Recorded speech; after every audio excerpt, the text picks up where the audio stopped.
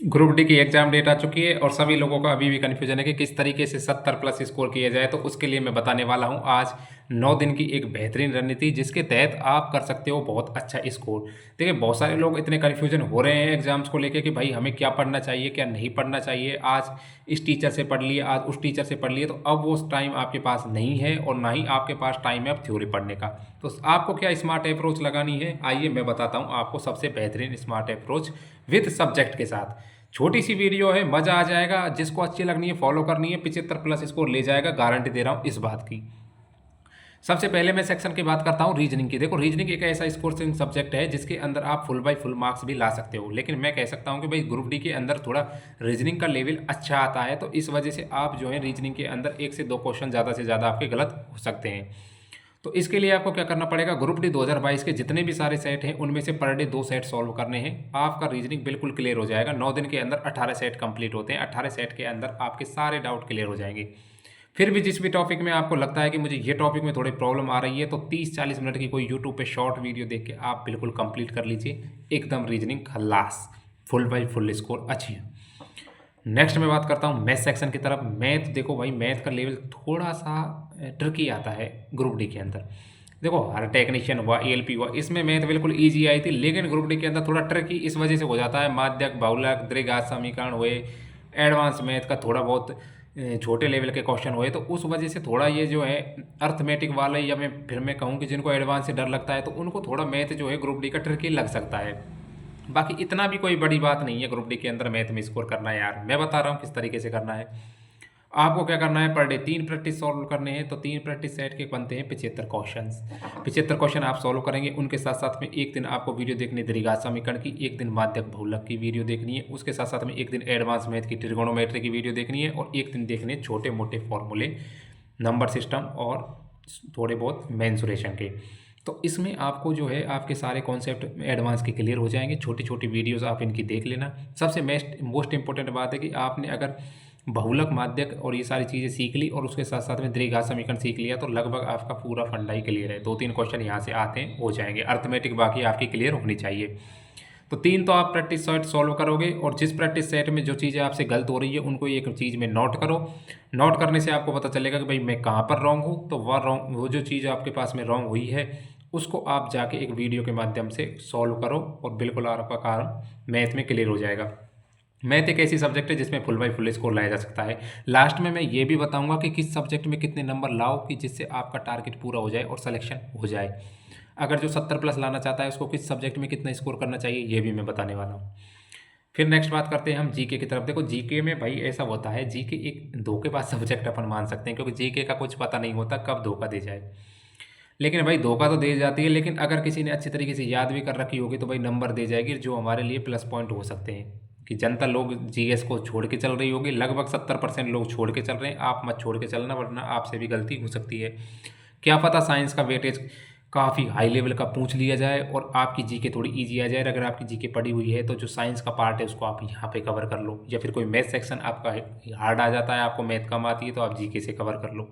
तो इसलिए भाई सारे सब्जेक्ट इंपॉर्टेंट होने वाली हैं, ऐसा नहीं है कि कोई भी सब्जेक्ट इंपॉर्टेंट नहीं है। तो जीएस सेक्शन के लिए आपको क्या करना है, रेलवे के जितने भी एनटीपीसी में हाल ही में टेक्नीशियन के अंदर भी 20 क्वेश्चन 10 क्वेश्चन आए हुए थे, और ईएलपी के अंदर भी 10 क्वेश्चन आए हुए थे। तो सबसे पहले मैं सजेस्ट करूँगा कि एनटीपीसी के जितने भी क्वेश्चन आए हुए हैं, दिन में 3 प्रैक्टिस सेट सॉल्व करने हैं। शाम के टाइम पे 3 प्रैक्टिस सेट सॉल्व करो। उसके साथ साथ में करंट अफेयर को जरूर फॉलो करो, क्योंकि करंट अफेयर से लगभग 6 से 7 क्वेश्चन आपको देखने को मिलेंगे। करंट अफेयर को भैया कैसे करना है, तो करंट अफेयर को करने के लिए आपको करना पड़ेगा कि एक वीडियोस देखो। वीडियो में 101 क्वेश्चन होंगे मंथली के 100 क्वेश्चन को आपको शॉर्ट नोट्स बनाना है। शॉर्ट नोट्स बनाने के बाद नेक्स्ट डे उनका रिवीजन करना है। तो 1 महीने की करंट अफेयर 2 दिन में कंप्लीट हो जाएगी। उसी के साथ साथ में आपको जो है 10 दिन के अंदर 5 से 6 महीने कंप्लीट हो जाएगी। जितना जो ये कंपाइलेशन बनने वाला है 5-6 महीने का, काफ़ी सारा हो जाएगा अपने पास में, तो अपना करंट अफेयर फिर गलत नहीं होगा। इस पीढ़ी की बुक से आप कर सकते हो। बाकी इस पीढ़ी की बुक से क्यों, आपको ऑब्जेक्टिव लगाने हैं ना ये क्वेश्चन, तो ऑब्जेक्टिव से कर सकते हो। बाकी इस पीढ़ी से भी आप पढ़ सकते हो, लेकिन इस पीढ़ी को अब मैं ये करूँगा कि भाई बिल्कुल मत पढ़ो। नेक्स्ट मैं बात करता हूँ भाई मैथ सेक्शन आपका हो गया, रीजनिंग हो गया, जीएस हो गया। अब आती है साइंस की बारी। साइंस एक ऐसा सब्जेक्ट है जिसके अंदर फुल बाई फुल स्कोर लिया जा सकता है, लेकिन जब बात आती है ग्रुप डी की तो भाई साइंस में भी अच्छे अच्छे लोग मात खा जाते हैं। क्यों? क्योंकि साइंस का लेवल काफ़ी अप पहुँचा जाता है ग्रुप डी एग्जाम के अंदर, अब भी कह सकते हैं, और क्वेश्चन का लेवल अच्छा भी कह सकते हैं। इस वजह से साइंस में लोग अच्छा स्कोर नहीं कर पाते। जिनका बेसिक थ्योरी क्लियर नहीं होता तो वो यकीनन मात खा जाते हैं ग्रुप डी एग्जाम के अंदर। लेकिन अब लास्ट टाइम में क्या करना चाहिए कि साइंस के अंदर भी बहुत अच्छा स्कोर आ सकता है। देखो, जिन्होंने साइंस को काफ़ी अच्छी तरीके से पहले रिवाइजेशन और पढ़ रखा है तो उनके लिए मैं सजेस्ट करूँगा कि आप इस टाइम पे हो सके जितने मॉक लगाओ, 3 4 5 6 10 10 मॉक भी सॉल्व कर सकते हो। 25 क्वेश्चन के 250 ही तो क्वेश्चन बनते हैं भाई। लगाओ ना दबा के मॉक। मॉक से ही तो आपको पता चलेगा कि आप कितने पानी में हो या नहीं। अब जिनका सिलेबस पूरा नहीं हुआ है वो 9 दिन पहले मेरी तरह तैयारी कर रहा है और एग्जाम के टाइम पे पता चला है, तो जो मेरी तरह तैयारी कर रहा है उसके लिए भी यही सजेशन है, मॉक टेस्ट।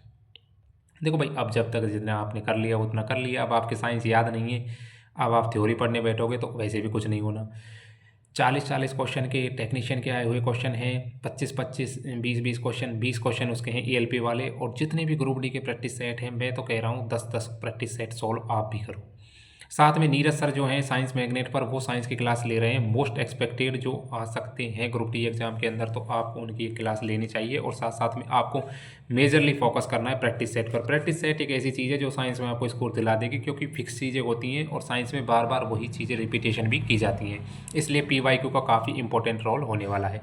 तो आप सभी को क्या करना है कि साइंस में 10 प्रैक्टिस सेट सॉल्व करने हैं और उनका विद अच्छी तरीके से एनालिसिस करना है। काफ़ी टाइम खर्च होगा, 3 से 4 घंटे, लेकिन भाई देना पड़ेगा। लास्ट टाइम साइंस याद नहीं है ना, इस वजह से। अब किस सब्जेक्ट में कितना स्कोर करें कि हमारा जो है 70+ का टारगेट ईजिली अचीव हो जाए। देखो, जिनकी मैथ रीजनिंग अच्छी है उनको तो ये सोचना चाहिए कि मैं 55 में से 50 क्वेश्चन ईजिली कर पाऊँ, क्योंकि 50 क्वेश्चन अगर आप कर दोगे तो आपका जो है काम सलट जाएगा भाई। आप सिलेक्शन की तरफ वैसे ही रुक कर जाओगे, क्योंकि 50 क्वेश्चन आप यहाँ कर लोगे। 15 अगर साइंस में भी करते हो तो 65, और 5-7 अगर आप जीके के अंदर भी कर जाते हो तो 70-72 क्वेश्चन हो जाते हैं। विद नॉर्मलाइजेशन के साथ में आपके 75 मार्क्स भी बन जाएंगे। लेकिन जो एक एवरेज स्टूडेंट है जो ये सोच रहा है भाई मुझसे मैथ भी नहीं बनेगी, थोड़ा रीजनिंग में मेरे मार्क्स कट सकते हैं, तो आप रीजनिंग के अंदर 25 क्वेश्चन, मैथ के अंदर 18 क्वेश्चन, तो 18 और 25 43।